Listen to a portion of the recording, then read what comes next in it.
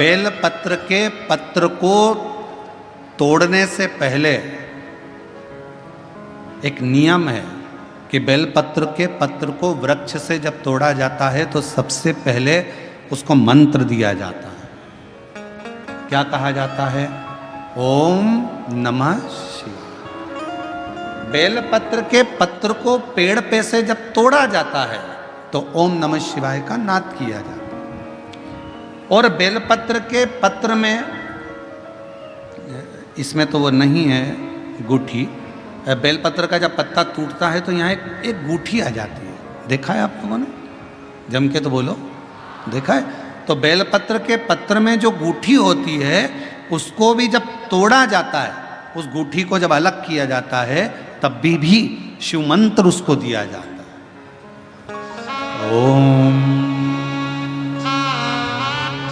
नमः शिवाय, ओम नमः शिवाय, ओम नमः शिवाय। वृक्ष पे से पत्ते को तोड़ा तो मंत्र दिया, गूठी को तोड़ा तो मंत्र दिया, और बेलपत्र के पत्ते को जब तोड़ा जाता है, मंत्र पत्ते को तोड़ने से पहले मंत्र प्रदान किया जाता है, और जब तोड़ा जाता है तो कहा जाता है, हे माँ पार्वती, हे माँ गोरा, चलो तुम्हें शिवजी ने बुलाया है मेरे कल्याण के लिए। माँ, आपको शंकर जी ने याद किया है, मेरे ऊपर बहुत दुख है माँ, कल्याण करिए, चलिए मेरे दुख को समाप्त करिए, निमंत्रण दो।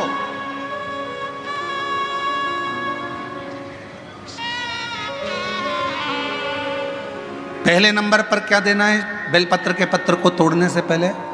जम के बोलो, मंत्र। दूसरे नंबर पर क्या देना है बेलपत्र के पत्र को चलने का? जम के बोलो, निमंत्रण। माँ पार्वती जी से कहो, हे माँ गोरा, हे माँ पार्वती, हे माँ चलिए, आपको शिव जी ने याद किया है। माँ, हे माँ पार्वती, हे माँ गोरा, मेरे कल्याण के लिए, मेरे दुख को दूर करने के लिए, मेरी तकलीफ़ों को हरने के लिए, हे माँ गोरा, मेरे कष्ट को समाप्त करने के लिए, माँ गोरा, मेरा भंडार भरने के लिए आपको शिव जी ने याद किया है, निमंत्रण दो।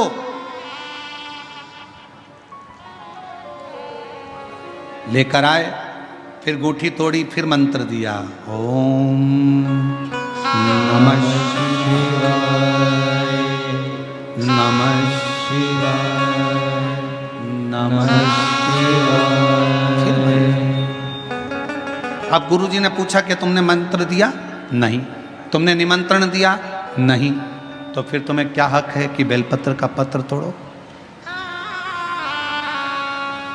शिव महापुराण की कथा तो कितनी बड़ी बात कहती है, बेलपत्र के पत्र को सीधे पेड़ में से तोड़ कर लेकर आना चाहिए।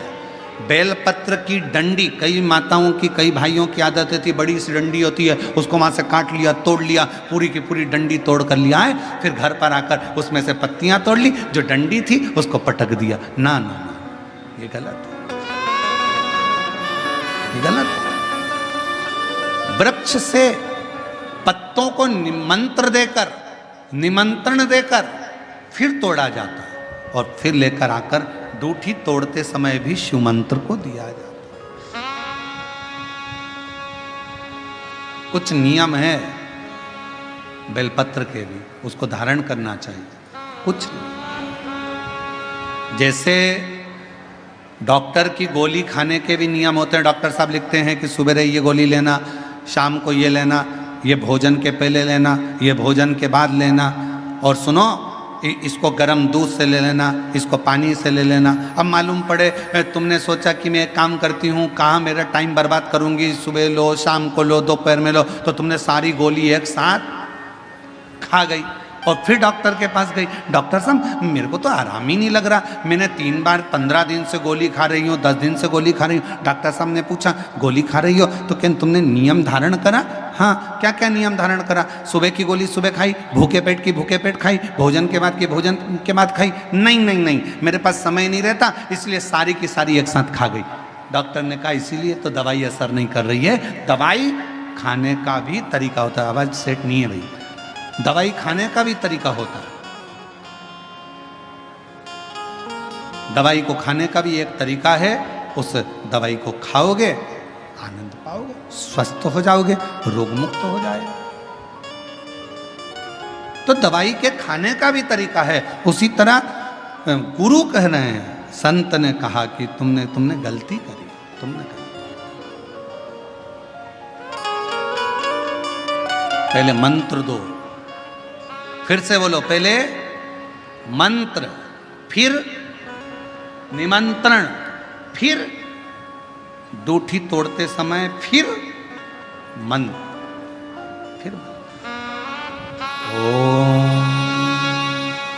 नमः शिवाय, ओम नमः शिवाय, ओम नमः शिवाय। फिर मंत्र के बाद निमंत्रण दो। माँ पा, हे माँ गौरा, साथ में बोलो, हे माँ गौरा, हे माँ पार्वती, चलिए आपको देवाधिदेव महादेव बुला रहे हैं। मेरे दुख को काटने के लिए, कष्ट को मिटाने के लिए, तकलीफों को मिटाने के लिए माँ आपको शिव ने याद किया है। पत्र लेकर फिर शिव के पास चले।